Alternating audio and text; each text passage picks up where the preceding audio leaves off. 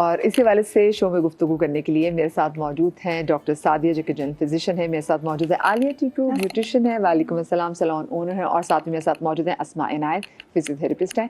आप तीनों प्यारी प्यारी ख़वातीन को मैं अपने शो में कहती हूँ खुशामदीद। और सबसे पहले मेरा आपसे सवाल भी यही है, आप तीनों से सवाल यही है कि आपकी ज़िंदगी में वो टाइम कब आया था जब आपने अपनी अम्मा की बाकायदा एक तरह से ना, वो आप जो कहते हैं ना कि अब मैं अपनी अम्मी की अम्मी बन गई, अम्मी मैं अब आपको बताऊंगी कैसे चीज़ें करनी है, वो आपकी ज़िंदगी में टाइम कब आया था? वो टाइम अम्मी की अम्मी बनने से पहले वो चली गई, लेकिन ये कि यस एक्चुअली मैं बहुत बिज़ी थी उस वक्त मुझे, और अब मुझे बहुत अफसोस होता है because I was too busy doing my work. मगर वो हमेशा बीमार हो रही थी, वो आती थी, मुझे देखती थी, और मुझे बस अब ये अफसोस होता है कि मुझे वो सब कुछ छोड़ देना चाहिए था। उनके थोड़ा बहुत था, but I was a good child दो, लेकिन खिदमत करने का कोई मौका ही नहीं मिला। लेकिन सबसे ज़रा क्या आप उनकी वो कहते हैं ना कि अक्सर आप जिम्मेदारियाँ संभाल लेते कि चलिए ठीक है मम्मी अब आपके कपड़े, अम्मी मैं अब आपके कपड़े वो ज़रा हाँ, वो खुश होती थी। उन्हें वो she was very well dressed, और वो बड़ा खुश होती थी अगर उन्हें कोई अच्छा गिफ्ट दो या उन्हें थोड़ा पैम्पर, बिकॉज वो जब आती थी तो मैं अपनी लड़कियों से कहती थी कि जल्दी से अम्मी के अच्छा सा पेडिक्योर करो, या अच्छा सा उनका मसाज कर दो, या रूट डाई कर दो उनके लिए, या तो बहुत खुश होती थी कि उनको पैम्पर में करती थी। फ़ौरन मैं कहती थी चलो जल्दी जल्दी अम्मी को 3-4 लड़कियां मिलकर वो कर दो, तो वो ज़ाहिर है she was always very special for me. Of course, मतलब सबकी तो वो माँ अम्मी से ज़्यादा इम्पोर्टेंट तो कोई था ही नहीं। बेशक बेशक। डॉक्टर सादिया, आपकी लाइफ में वो टाइम कब आया था? अच्छा देखिए, my mother was a very educated woman, masters from government college Lahore. उनको मुझे बताने की इतनी ज़रूरत नहीं पड़ती थी, बट ये हाँ, इफ़ यू टॉक अबाउट कि अपने आप को प्रायोरिटी पर रखना, वो हमारी मदर्स में बिल्कुल ज़ीरो था। जो चीज़ मैंने अपनी मदर में देखी, मतलब she wants to take care of every person in the house including the maids, drivers. जहाँ अपनी सेहत की बात आती थी तो मैं उनके आगे हाथ जोड़ती थी कि प्लीज़ ये सब काम होते रहेंगे, पहले अपने आप को आप प्रायोरिटी पे रखें। तो ये चीज़ें जब आहिस्ता आहिस्ता जब I was in med school तो मुझे रियलाइज़ हुआ कि she should take care of these things. But वही बात है ना कि सुनने वाली एलिमेंट नहीं था हमारी मदर्स में। They want to give every comfort to their family excluding their own personality. अपने बारे में ख्याल नहीं रखा, सेल्फ लव नहीं था। पुरानी माँ में भी, उनसे पहले भी देख लें तो उनमें सेल्फ लव बिल्कुल और नहीं था। दूसरी इंपॉर्टेंट चीज़ ये कि हेल्थ को प्रायोरिटी पे नहीं रखते थे ना। मतलब बाकी सारे काम मैं उनको हमेशा समझाती, दुनिया के सारे काम हो जाएंगे, बट आपकी हेल्थ जो है ना वो एक दफ़ा ख़राब होगी फिर। बट ये चीज़ें उस वक्त रियलाइज़ हुई जब वो बिस्तर पे आई, and then I started realising कि इनको उसी वक्त पकड़ के बिठा देना चाहिए था। But unfortunately I lost my mother 3 years back. But ये है कि she lived a very good and very exemplary life. माशाल्लाह। डॉक्टर अस्मा, आप बताइए आपने कब वो जिम्मेदारी संभालना शुरू की?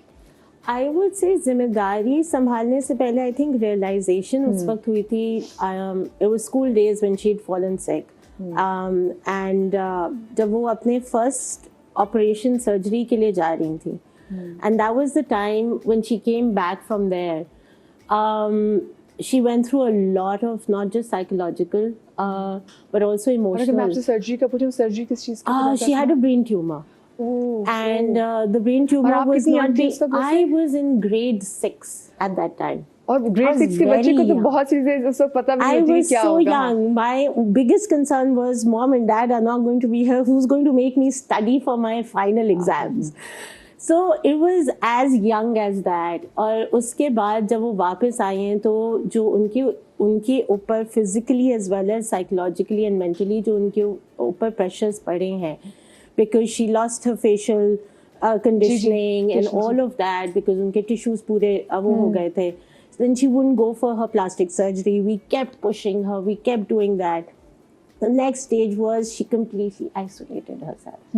And that was the time जब हमें इतना ज़्यादा ये चीज़ फील होती थी कि you know ये isolation सिर्फ इनको नहीं मार रही, बाकी पूरी फैमिली को भी मार रही है.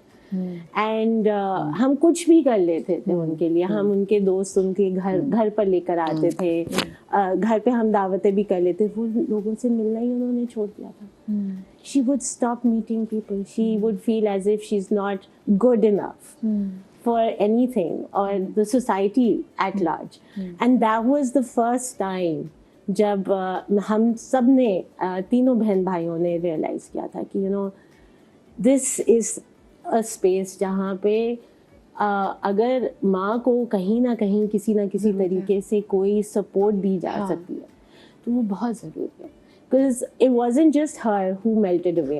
I also saw my father melt away. हम चाहेंगे कि हम उसको उर्दू में ज़रा बात हाँ, करें आवाम लोग। तो मुझे ये हुआ था कि उनके साथ साथ फादर के ऊपर भी बहुत ज़्यादा इफेक्ट, एक्सर्शन तो आ रही थी ना, फादर के ऊपर एक्सर्शन भी आ रही थी, और फादर के ऊपर फिर ये वाला बर्डन भी आ रहा था कि आप सोशली भी अपने आप को दूर रख रहे हैं, और आप बाहर का भी काम देख रहे हैं, आप अंदर का भी काम देख रहे हैं। अब वो ख्याल ज़रूर सबका रखनी थी, उनकी फेवरेट खाने बनेंगे, उनकी हर चीज़ होगी, सबके लिए वो केयर गिविंग ज़रूर है, लेकिन हम अपने लिए बिल्कुल मुरझाना स्टार्ट हो जाते हैं। That was the first time when I really realized कि एक इंसान का मुरझाना क्या होता है। Oh my God, हाँ। It was, I think it's been a journey since then. मुझे इस बात की पता वैसे खुशी भी है कि अगर हम देखते हमारे से पहले वाली जनरेशन उनमें ये रियलाइजेशन भी है और वो साथ भी खड़े हुए। मैं अब देखती हूँ नहीं, मतलब हर जनरेशन मुझे लगता है माओ से तो प्यार सब एक जितना करती है, लेकिन वो जो रियलाइजेशन है कि हाँ ज़रूरी है अब हमारी माँ को हमारी और हमें होना है, क्योंकि बहुत से लोग कहते हैं we understand that you need us, but of course हमारे भी अपनी बहुत सारी रिस्पॉन्सिबिलिटीज़ आगे हैं जो हमें पूरी करनी है। सो और वो बच्चे फिर वो उन घोंसलों से उड़ जाते हैं। लेकिन मुझे एक ये बात बताएं कि क्यों औरत अपने आप को गिव अप कर जाती है, अपने आप पे गिव अप कर जाती है जब वो देखती है कि वो बच्चे जब पैदा हो जाते हैं तो फिर हर चीज़ में उसके बच्चे आगे आ जाते हैं। वो अपने लिए नया जोड़ा ले ना ले, बच्चे के लिए अच्छा जोड़ा लेगी, वो खुद खाना खाए ना खाए, बच्चे को वो अच्छा खाना खिलाएगी, और हर चीज़ जो है बच्चा ऑफ कोर्स उसका महवर बन जाता है। लेकिन मैंने बहुत सारी औरतों को देखा है गिव अप कर जाती हैं, अपनी सेहत का ख्याल नहीं रखेंगी, अच्छा वो संवरना जो है वो छोड़ देंगी। Why? My mother was not like this. मेरी अम्मी was मैं बहुत जेनेरिकली बात, हाँ, मैं अपनी अम्मी की बात बताती हूँ। बहुत केयरिंग, उन्होंने हमें बहुत मेहनत से पाला है। मतलब वो चीज़ें मैं अपने 3 बच्चों के लिए नहीं कर सकती जो उन्होंने 8 बच्चों के लिए की है। मैं सोच कर मुझे कुछ होता है कि किस तरह की होंगी उन्होंने ये चीज़ें, किस तरह, मतलब आप सोचिए कि एवरी डे आप बच्चों के लिए वो बादाम पिस्ते और वो सारी जो जारो मगज़ और वो फ्रेश बनते थे, और वो दूध में, और वो शेक्स और वो सब्जियां और फलों के जूस से, मैं एवरीथिंग मैं सोचती हूँ every day she used to make sure कि मैं स्कूल जाने से पहले, कॉलेज जाने से पहले मैं my parent both the parent के दूध पी लूँ, मैं अपना जूस कंप्लीट कर दूँ, नाश्ता मेरा पूरा हो जाए। और वो भाग रहे होते थे दोनों सुबह फजर से उठकर।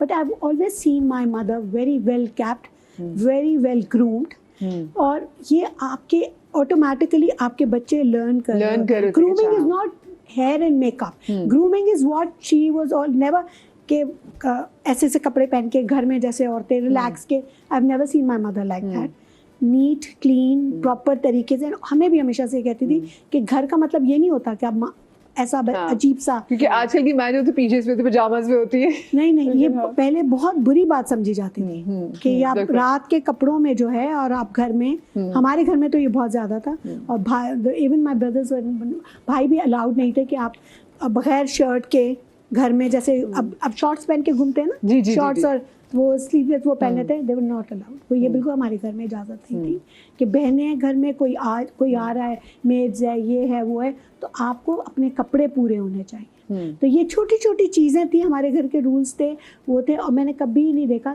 मेरी अम्मी अपनी दवाओं का, अपने खाने पीने का, मैंने कभी अपनी अम्मी को ओवर ईटिंग करते हुए नहीं देखा। अगर उन्हें हम जिद भी करते थे कि अम्मी प्लीज़ प्लीज़, कहती नहीं ये मैं नहीं खा सकती। और ये अच्छा, वैसे ना ये अच्छी बात है कि आपकी अम्मा में थी कि वो अपना खुद करती, लेकिन मेरी अम्मा भी जैसे बीमार है तो हम उनको परहेज कराते थे, और हम भी परहेज इतना सख्त, उनका एक्सट्रीम परहेज था। जी हाँ अम्मा को तो, लेकिन हम जो वो कहते हैं, क्योंकि अगर हम अम्माओं की हम केयर की वजह से बात करें तो जो बच्चियां खुद, तो मेरी अम्मी मुझे कहती थी ये तुम देखना, मैं रोजे मैशे तुम्हारी शिकायत करूंगी। मैंने कहा मैं भी अल्लाह में से कहूंगी, मैंने अपनी अम्मी की उम्र बढ़ाने के लिए अम्मी को जो है ना वो इतना परहेज करा है। सो ये बस बच्चों के लिए आई एम श्योर बड़ा मुश्किल होता है, बिकॉज जैसे आपकी मदर ने बीमारियां गुजारी हैं, और I am also not that lucky कि मेरी अम्मी भी हयात नहीं है, तो ये बड़ा बाद में होता भी कि हाय चलो करने ही देते। आपको वैसे कभी ऐसा आता है कि हाय इतना ज़्यादा परहेज ना कराते? अच्छा देखिए, मैं हमेशा ये कहती हूँ कि द मदर या औरत, she is the backbone of the family, ठीक है। अब जैसे मैं मिसाल देती हूँ, हरकुलीज है ना, हम देखते हैं उसने एक पूरा आसमान उठाया हुआ है, she is the mother is the Hercules. कितनी प्यारी बात की आपने, बिल्कुल सही राइट। और जैसे उसके हाथ नीचे गिरेंगे आपका पूरा यूनिवर्स गिर जाता है, उसमें आपके बहन भाई आपका हस्बैंड, पूरी फैमिली क्लैश कर जाती है। Exactly. और औरत की जो उम्र स्टार्ट होती है, आई मीन औरत का जो केयर स्टार्ट होता है, it's not just motherhood, menarche जब वो प्यूबर्टी में जाती है, प्रेगनेंसी, उसके बाद मेनोपॉज, ये 3 स्टेजेस एक औरत, एक फीमेल की जिंदगी में बहुत इंपॉर्टेंट होते हैं। और अगर उन 3 स्टेजेस पर आपने अपनी केयर अच्छी की है तो बहुत मुमकिन हद तक आपका जो एंड ऑफ लाइफ है वो बहुत अच्छी होती है। मेनोपॉज में जब आपका मेंस्ट्रुअल साइकिल स्टार्ट होता है, आप उस वक्त अच्छी डाइट रखें, प्रेगनेंसी में अपना ख्याल रखें, and I am talking about physical as well as emotional well being. That's very important. Yes, because physically और इमोशनली बोथ साइड्स पर औरत को स्ट्रांग होना बहुत ज़रूरी है। अच्छा, टॉकिंग अबाउट प्रेगनेंसी में आपने ख्याल नहीं रखा, आपको उसका पे एंड में करना पड़ता है। बिल्कुल, वो सब चीज़ें आपकी वापस आती हड्डियां हैं। कॉम्प्रोमाइज होती हैं, आपका ब्लड नहीं है तो आप एनीमिक हैं, आपके बच्चे भी आगे से एनीमिक हैं और आप बच्चे पैदा करती चली जा रही हैं। अनीमिया, आपका HB7 पर है और आप धड़ाधड़ बच्चों की फिजिकल लाइन। टोल तो एक है ही डॉक्टर साहब, लेकिन वो एक मेंटल टोल भी ना, कि अगर आपके साथ उस वक्त ड्यूरिंग डिलीवरी या प्रेगनेंसी अगर आपके साथ ऐसी कोई भी चीज हुई हो जो आपके दिल को बाद लोगों की हर्ट की हो, ट्रॉमा जो कि आपको जिंदगी रहता भर है। का है, हाँ। और वो ट्रॉमा, मैं कहीं पढ़ रही थी, साइकोलॉजी में कहीं पढ़ रही थी कि द वुमेन, अगर वो अपने प्रेगनेंसी का जो पीरियड होता है उसमें जिसने उसका ख्याल रखा होता है, जिसने उसका ज्यातियां की होती हैं, वो एंड तक उसके दिमाग में रहती है। बिल्कुल, बिल्कुल, दैट इज द बिल्कुल, गोल्डन बिल्कुल, पीरियड, बिल्कुल। Because she is bringing a life to the universe. तो इतना तो कम से कम आप उसका ख्याल रखें कि वो एक माँ बनने जा रही है, तो आप फैमिली में कुछ नहीं तो हमदर्दी के 2 बोल ही बोल दें। एग्जैक्टली, बड़ा जरूरी मुझे बताएं डॉक्टर साहब, क्योंकि देखिए आप तो जनरल फिजिशियन है, आपके पास जब लोग आते हैं आप क्या ऑब्जर्व करती हैं और आपका अपनी क्या रीडिंग है सोसाइटी की कि औरतें क्यों गिव अप कर जाती हैं बच्चों के बाद? देखिए, सबसे पहले तो सपोर्ट, फैमिली सपोर्ट। फिर मैं ये अच्छा, कहूंगी सर, कि हम कंटिन्यू करेंगे इस सवाल को, लेकिन ब्रेक आ गई है, तो ये आप दोनों से मेरा एक सवाल है कि खवातीन क्यों गिव अप कर जाती हैं। मुझे कॉल करके आप भी बताएं कि माँ बनने के बाद ऐसा क्या होता है कि अपना ध्यान ही नहीं रहता, एक छोटी सी ब्रेक के बाद।